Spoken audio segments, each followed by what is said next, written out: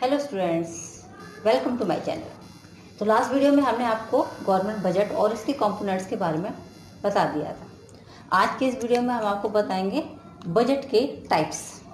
Types मतलब भाई budget सरकार बनाती है तो ये प्रॉफिट का होता है, लॉस का होता है या बैलेंस्ड हो जाता है, ठीक है ना। ये इस वाले बजट के बारे में, ठीक है ना। तो चलते हैं अपने इस बजट की साइड पे और पढ़ते हैं बजट के।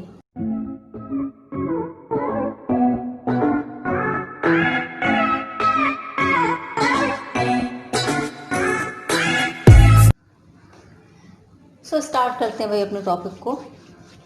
जो चीज़ आपको चाहिए ना डेफिनेटली आपके पास होगी, हैव पेशेंस, क्योंकि हर चीज़ को मिलने का या हर चीज़ आपको रिसीव होने का एक परफेक्ट टाइम सेट किया हुआ है, ठीक है ना। तो कभी पैनिक डोंट बी पैनिक, है ना। चीज़ें अपने आप से आपके लिए इस तरीके का सर्कमस्टेंसेस बनेगा कि वो आपके लिए आपके फेवर में हो जाएंगे। बात कर रहे थे हम अपने बजट की, तो हम चलते सीधे बजट की साइड पे, ठीक है ना। अच्छा, अब हम पहले तो सिंपल आपको एक बात बता दें। देखो बजट बनते हैं यहाँ पर तीन तरीके के बजट होते हैं। एक तो होता है हमारा बैलेंस बजट, बैलेंस बजट, ठीक है। बैलेंस बजट मतलब जिसमें हमारे जो रिवेन्यूज होंगे वो हमारे एक्सपेंडिचर के बराबर हो जाएंगे। दोनों चीज़ें बराबर है। जितना रिवेन्यू यानी कि जितनी हमारी इनकम हो रही है उतना ही हमारा एक्सपेंडिचर हो रहा है। 10,000 कमा रहे हैं, 10,000 खर्च कर रहे हैं, बैलेंस्ड हो गया, ठीक है। एक हो जाता है सरप्लस का,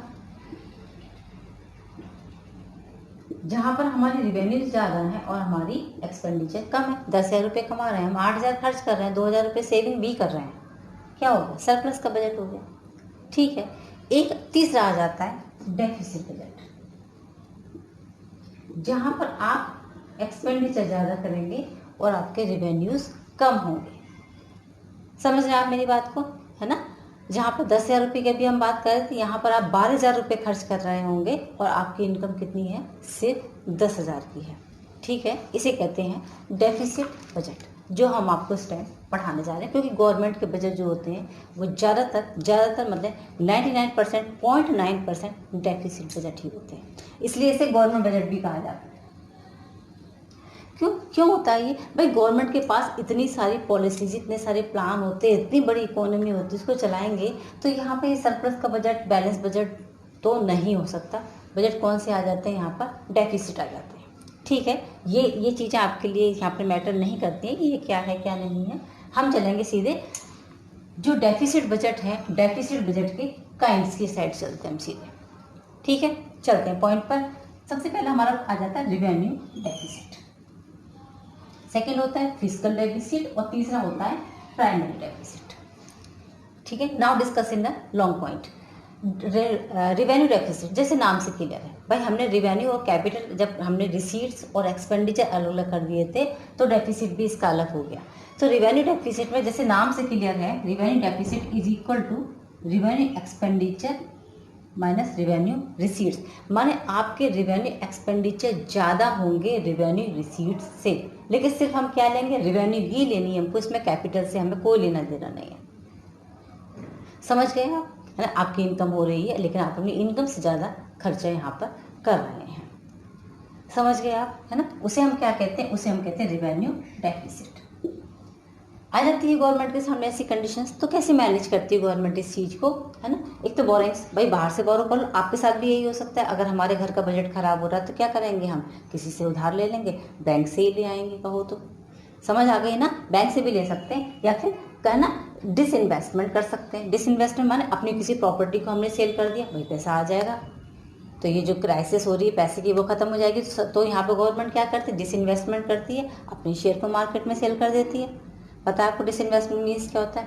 या फिर तीसरा आ जाता है कट इन एक्सपेंडिचर, आप अपने खर्चों में कम करो, भाई इस बार खर्चा ज़्यादा हो रहा था ना, अब की बार खर्चा कम कर दो। सेम गवर्नमेंट करती है, अपने एक्सपेंडिचर में कमी कर देती है। एक्सपेंडिचर जैसे जहाँ पर्टिकुलरली जो इसमें एक्सपेंडिचर आता है वो सब्सिडीज़ का आता है, क्योंकि गवर्नमेंट सब्सिडी देती है तो यहाँ पर वो सब्सिडीज़ में कमी कर सकती है। तो ये जो हमारा रिवेन्यू डेफिसिट है ये थोड़ा सा यहाँ पर मैनेज हो सकता है, ठीक है। रिवेन्यू डेफिसिट सिंपल हो गया आपका, फिनिश। चलते हैं फिस्कल डेफिसिट की साइड। भाई फिस्कल डेफिसिट ये इंपॉर्टेंट डेफिसिट है ना। फिस्कल मतलब एक फिस्कल ईयर होता है ना पूरा, फिस्कल को अगर हम ऐसे कहें कि फिस्कल मीन्स क्या होता है, तो fiscal means related to tax होते हैं, ठीक है। फिस्कल डेफिसिट की बात करते हैं तो यहाँ पर जैसे हमने इसमें तो रिवेन्यूज की बात की थी, सिर्फ रेवेन्यू एक्सपेंडिचर लिए थे, यहाँ पर मैं टोटल एक्सपेंडिचर ले ली जिसमें रिवेन्यूज भी होंगे और कैपिटल भी होगी। ऐसे जो रिसीट्स होंगे वो रिवेन्यूज भी होंगे और कैपिटल भी होंगे, दोनों हैं, टोटल मिला दें आप सारा, ठीक है। तो total expenditure minus total receipts. लेकिन इसमें हम क्या नहीं लेते, इसमें हम नहीं लेते borings, other than borings. Borings छोड़ दें, बोरिंग कहाँ से लेती है गवर्नमेंट, आरबीआई से ले लेती है, ठीक है, पब्लिक से ले लेती है या फिर रेस्ट ऑफ द वर्ल्ड, है ना। इसके बोरिंग को छोड़ करके अगर टोटल एक्सपेंडिचर में टोटल रिसीट्स हम लेस करते हैं तो हमारा डेफिसिट बजट फिस्कल डेफिसिट हो जाता है, ठीक है। गवर्नमेंट ज़्यादातर फिस्कल डेफिसिट बजट अपना, भाई देखो ये बजट एस्टिमेटेड है, वो कह रही है नहीं भाई हम तो खर्चा ज़्यादा करेंगे, इनकम हमारी कम हो, चाहे हम लोगों पे ज़्यादा एक्सपेंडिचर करेंगे, लोगों के लिए हम ज़्यादा काम करेंगे, ये प्लान वो पॉलिसीज़ ये सारा काम करेंगे हम, तो फिर वो बजट किसका बनाती है, वो बनाती है फिस्कल डेफिसिट बजट, समझ गए। ज़्यादातर ये कितना होता है, लगभग 3% ऑफ जीडीपी का ले रखा होता है, इतना वो लॉस झेल लेती है, जीडीपी का तकरीबन 3%, ठीक है। अच्छा, आ जाते हैं हम फिस्कल डेफिसिट, ये जो हमने पढ़ाया आपको, ये ग्रॉस फिस्कल डेफिसिट बन जाता है कब, जबकि हम इसमें बोरिंग्स को ऐड कर दें, ठीक है ना। फिस्कल डेफिसिट ये तो आपको समझ में आ गया, टोटल एक्सपेंडिचर में टोटल रिसीट्स लेस कर देंगे। ये ग्रॉस फिस्कल डेफिसिट बन जाता है कब बन जाता है, जब हम इसमें जो हमारी बोरिंग्स हैं उसको अगर हम ऐड कर देते हैं तो यहाँ पर हम क्या कर देंगे, प्लस बोरिंग्स अगर हमने ऐड कर दी,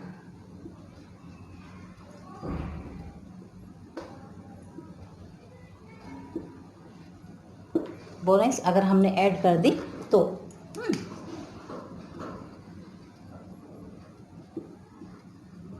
तो ये क्या बन जाएगा, ये बन जाएगा हमारा ग्रॉस फिस्कल डेफिसिट, ठीक है। क्या बन जाता है हमारा, ये बन जाता है हमारा ग्रॉस फिस्कल डेफिसिट। समझ आ गई इतनी कंडीशन मेरी। अच्छा, अब आगे चलते हैं।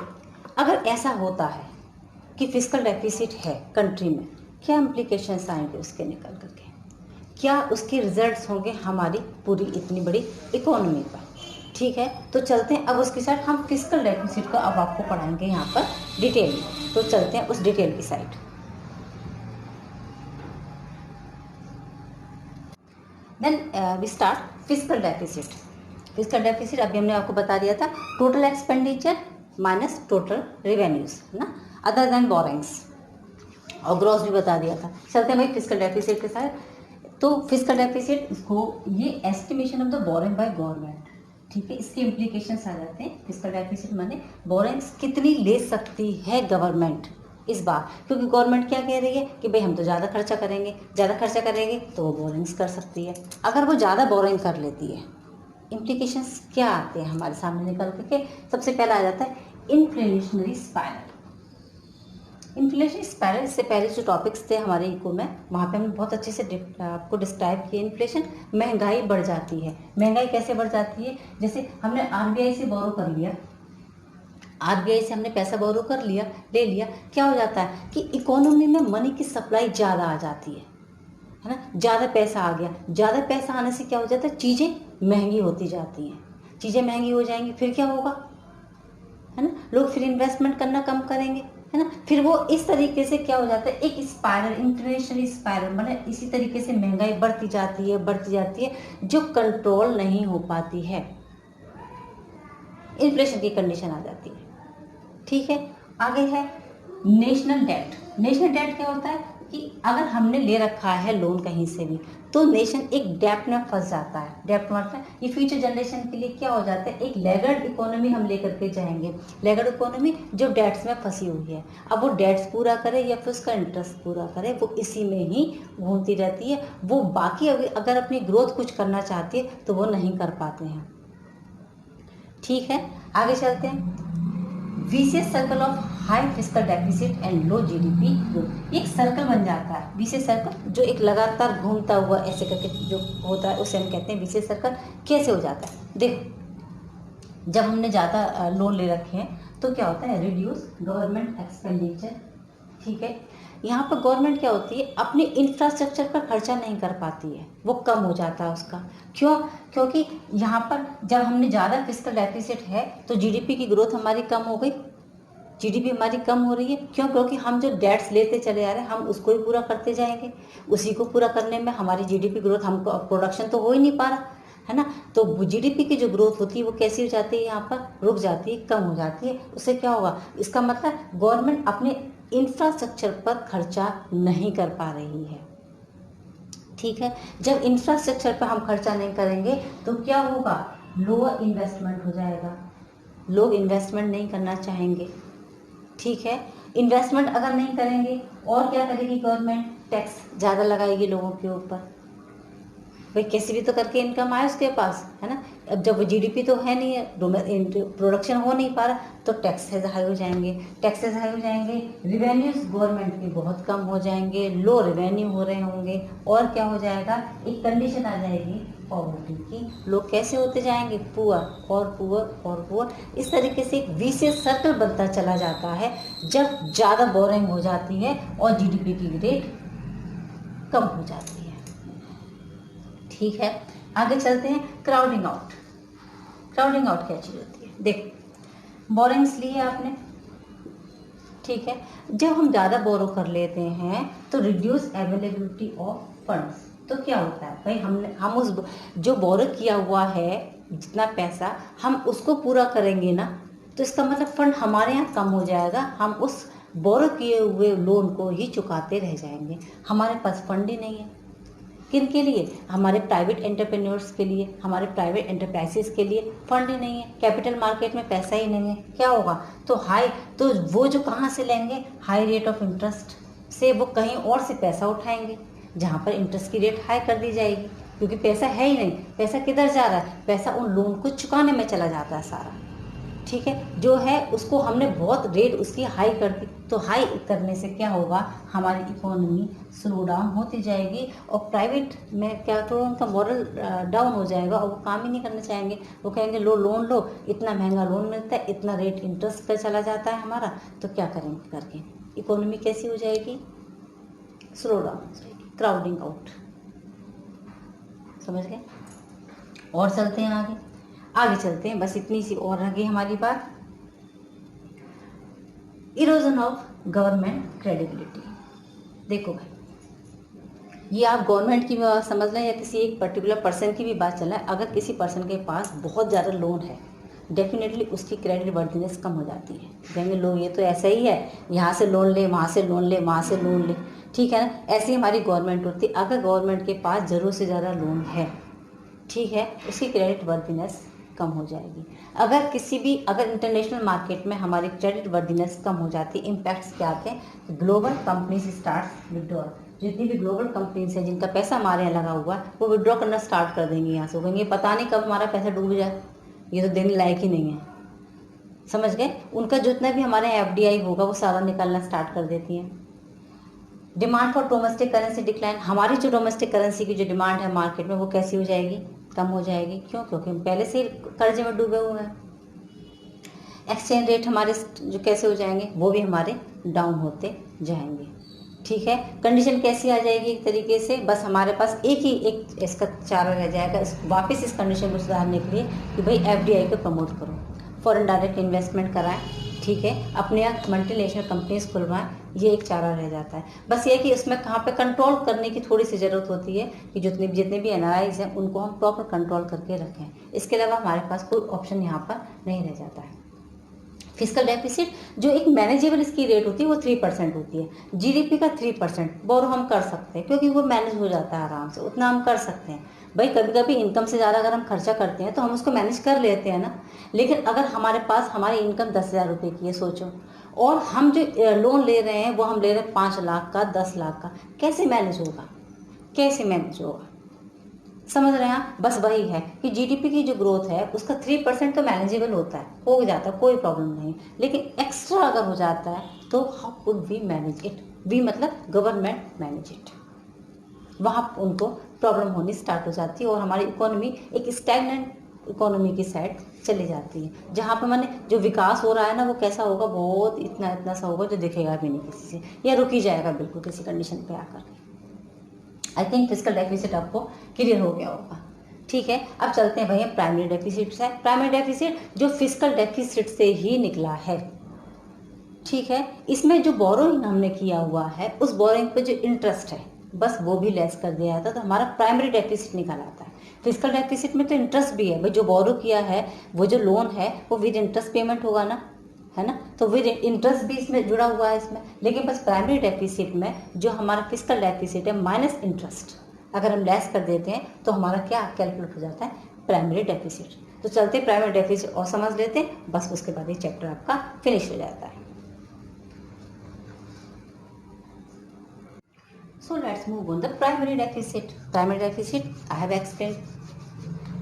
PD primary deficit minus FD fiscal deficit minus interest payment, है ना। सेम फिजिकल डेफिसिट जैसा है, बिल्कुल सेम वही इम्प्लीकेशंस है, सब कुछ सेम है, बस इसमें क्या नहीं होता, इसमें इंटरेस्ट पेमेंट को लेस कर दिया जाता है, उसे कहते हैं हम प्राइमरी डेफिसिट।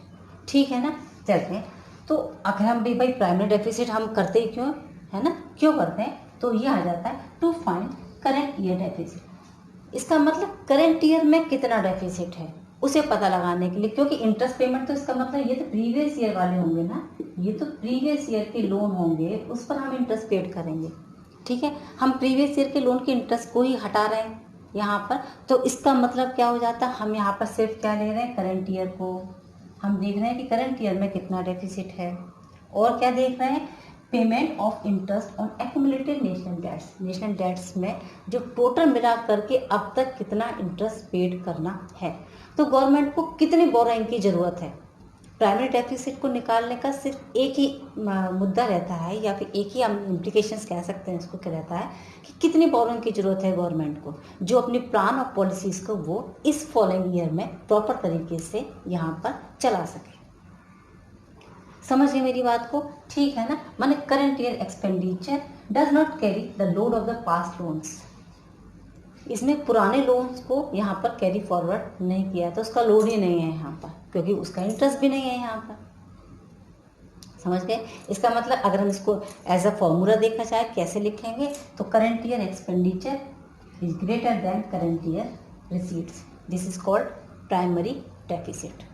एक क्वेश्चन बन जाता है कि कभी कभी प्राइमरी डेफिसिट क्या जीरो डेफिसिट हो सकता है, हाँ हो सकता है ना भाई, अगर करंट ईयर के expenditure is equal to current year receipts हो जाए, भाई जितना एक्सपेंडिचर है उतना रिसीट्स हो जाए, हमने लोन, हमें इंटरेस्ट तो लेना ही नहीं है ना इसमें से, हमें इसमें इंटरेस्ट लेना नहीं, पुराने ईयर के लोन के इंटरेस्ट से हमें कोई लेना देना नहीं है, तो क्या हो जाएगा, तो जीरो प्राइमरी डेफिसिट हो जाएगा ना। यस, बिल्कुल हो सकता है, बिल्कुल हो सकता है, हर हालत में हो सकता है। ठीक है ना, तो प्राइमरी डेफिसिट का सिर्फ एक जो मेन मोटिव होता है ये पता लगाना होता है कि गवर्नमेंट को प्लान पॉलिसीज को पूरा करने के लिए कितने बोरोइंग की जरूरत है। तो हो जाते हैं आपके तीनों डेफिसिट, बजट के तीनों डेफिसिट, फिजिकल डेफिसिट यहाँ पर आपका कंप्लीट हो जाता है। आई थिंक ये आपको क्लियर हो गया होगा। एक और क्वेश्चन आ जाता है कि रिवेन्यू डेफिसिट और फिजिकल डेफिसिट, तो जरूरी है कि रिवेन्यू डेफिसिट ना हो तो फिजिकल, हाँ हो सकता है ना भाई, फिजिकल डेफिसिट में हमने दो चीज़ें लगाई हैं, एक कैपिटल लगाया एक रिवेन्यू लगाया, तो जरूरी थोड़ी कि रिवेन्यू हो, रिवेन्यू हटा दो तो कैपिटल से भी तो डेफिसिट बन जाएगी, कोई प्रॉब्लम थोड़ी है इसमें। छोटे छोटे क्वेश्चन है, अगर कॉन्सेप्ट क्लियर होता है तो आप सारे क्वेश्चंस को सॉल्व कर सकते हैं। फिर भी इससे रिलेटेड कोई भी क्वेरीज होती है तो आप मुझे कमेंट में जा करके कमेंट कर सकते हैं। ठीक है, okay children, revise it, take care, good bye.